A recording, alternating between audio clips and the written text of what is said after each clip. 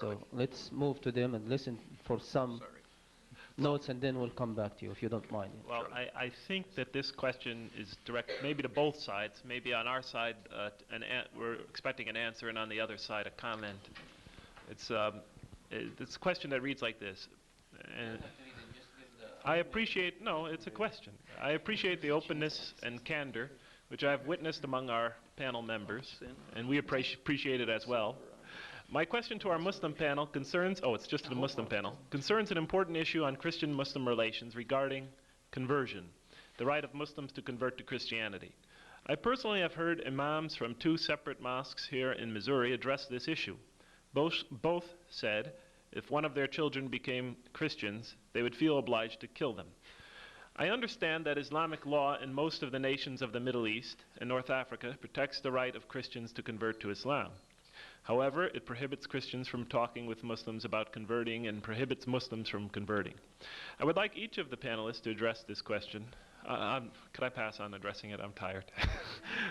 Does Islam prohibit Muslims from becoming Christians and encourage families to prevent family members from converting? That's about it. And there's a follow-up question. I'll see how this goes.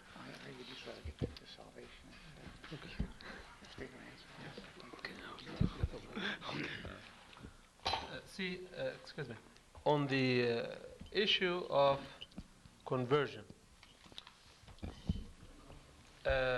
First of all, what happens in a Muslim country, and our panelist on the other aisle, Dr. Wagler, lived in Egypt long enough to know that it may and it may not reflect what Islam is. Do you agree, Dr. Wagler? Thank you. It may and it may not reflect what Islam is, whether in Egypt or elsewhere. So realities do not make religion, but religion should shape realities. The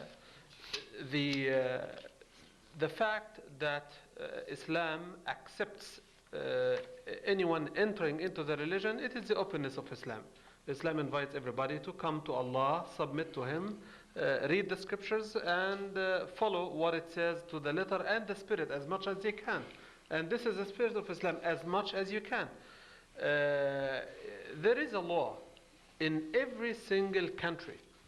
We're talking here about a country law and an Islamic law. There is a law in every state in the world, whether secular or otherwise, about what they call the grand treason law. The grand treason law calls for anyone who rebels against this country. It is laws, it is objectives. And what it is about, that this person has committed the utmost unacceptable crime. And the punishment is what? Can someone answer? Death. No compromise, because he's committing the greatest and the grievous of disobedience and rebellions against the country. Islam does not believe in boundaries, so to speak, as established by man. Islam believes that all the earth is the earth of God, yet does not provide for Muslims to apply the law of God except on a territory or piece of territory that they have sovereignty over. For example, Muslims are minority in America. If someone reverts from Islam to Christianity back or forth or whatever, Islam does not really provide the authority to execute the law of grand treason, so to speak, on that person. But if he does it in a country where Islam is established as a way of life, as a holistic, comprehensive system, where it addresses individuals, families, social system, economic system, educational system, political system, if Islam is really applied comprehensively, and here's a person who has either been a Muslim for his life or accepted Islam on free will. In Egypt, for my own personal knowledge, because I work through the system in Al-Azhar, Dr. Wagner can correct me, if any Christian comes to accept Islam, it is required that they call 2 ministers, not 1, to come and minister to the person and ask him questions and answer those questions.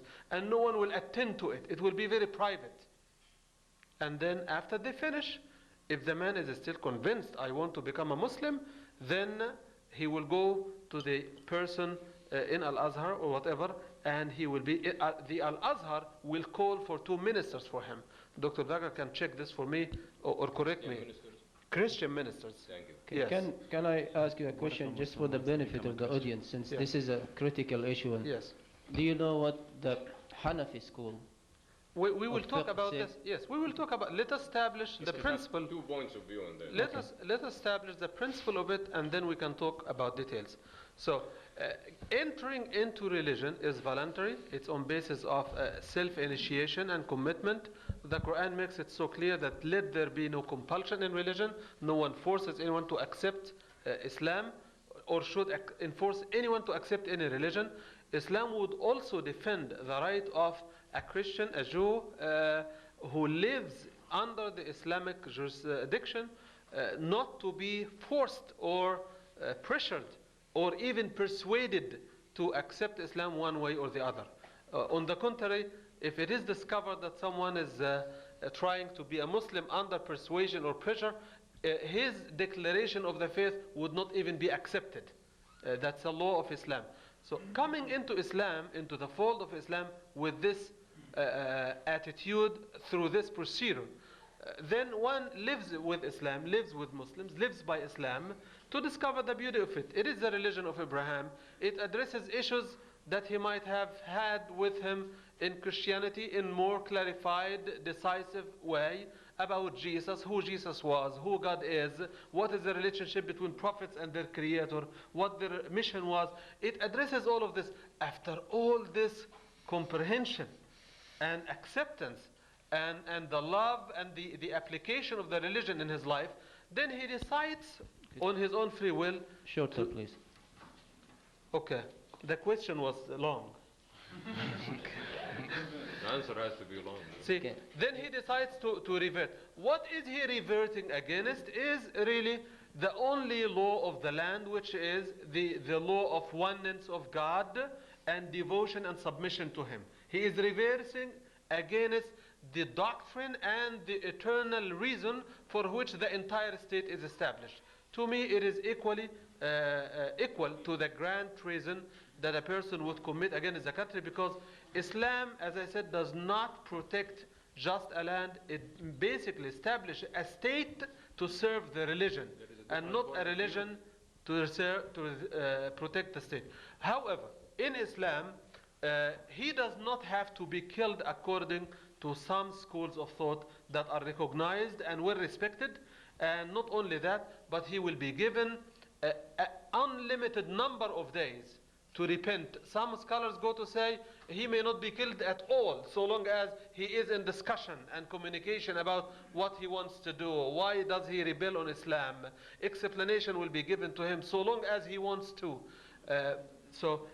The issue about killing an apostate or persecuting an apostate for his faith is done under some schools of thought. Some go against it and they say, no, he doesn't have to be killed. It's a freedom of religion. And we have 2 schools of thought dealing with this, and it only happens under the jurisdiction of the Islamic State. One short brief note, because you have to reflect the 2 You sides of the fight for coin. it, I know. So go ahead without fighting. I am glad that Shakir have emphasized that there are different scholars, different points of view. This is one of the openness of Islam to accept more than one point of view. I am very proud to say that the Quran is the only book that says La ikraha fi din. There is no compulsion in faith. There is no compulsion in religion. To me, it is a pure, unadulterated statement on the decision of each individual to select the faith, to select the belief, to control what they believe in, to make a decision for their own. History tells us that Christians and Muslims lived in complete freedom with the Muslims. The conditions that Brother Shakir also beautifully emphasized about all these steps, this applies into the Islamic states, and so far none of these countries in the Middle East, as far as we know, these are governments, like the government of Egypt, the government of this and that. These are not Islamic government. The majority of the people might be Muslims, but we know very, very well that these are not Islamic countries where Islamic laws are applied even. I mean, Muslims themselves are persecuted under these governments just like as much as, or maybe even more than anyone else. We are running out of time. So I know, but this is an important, very important, then crucial they have question. to leave for the plane. That's Oh, the I'm part. sorry. So Well, what I'm going to say is, if you study the history of Christianity, you will find out there had been an awful lot of killing about conversion from Catholicism to Protestant and persecution. So actually, if we will get this point here, we will find it more applies to the Christian faith or the history of it more than the Islamic faith. Thank you. I just wanted to say one thing, if I may, on the item on coercion and religion, and then a short summary of what the Christian idea on salvation. And this is a problem for the Muslims to resolve, but if you tell a person that there is no compulsion in religion, but I will kill you if you change it, he will probably think there is compulsion there. I will leave that with you to discuss among yourselves.